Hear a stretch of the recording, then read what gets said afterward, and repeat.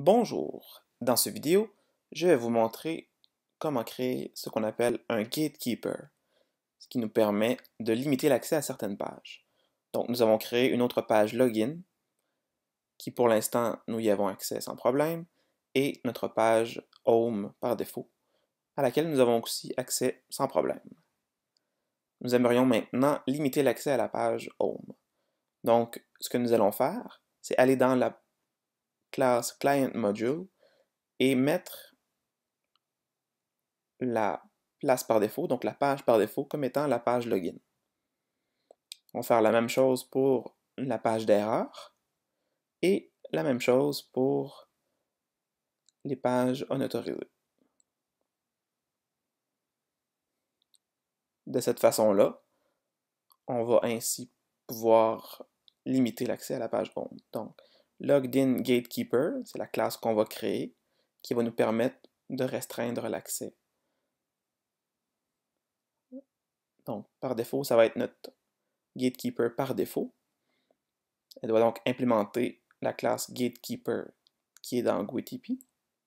Et nous allons implémenter la méthode CanReveal qui va déterminer si l'utilisateur peut ou pas accéder à cette page-là.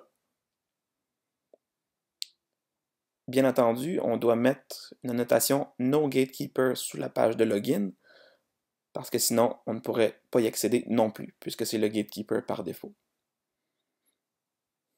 Ainsi, lorsqu'on va sur la page Home, on est redirigé à la page Login, puisque le gatekeeper nous empêche de nous y rendre. Bien entendu, pour l'instant, la logique de notre gatekeeper est un peu stupide, puisqu'elle ne fait que bloquer l'accès à toutes les pages. Donc, ce qu'on peut faire, c'est rajouter une logique arbitrairement complexe qui nous permette de valider si l'utilisateur peut ou pas accéder à la page. Donc, par exemple, on pourrait avoir un objet currentUser. Donc, on va créer cette classe-là. Et dans cet objet-là, il pourrait contenir si l'utilisateur est logué ou pas, par exemple. Donc, dans notre cas, on va créer un constructeur au gatekeeper. Et ce constructeur-là va recevoir en paramètre l'utilisateur courant.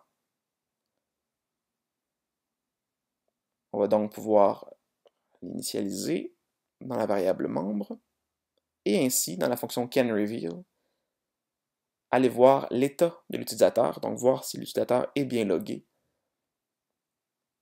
pour voir si, oui ou non, on peut montrer la page.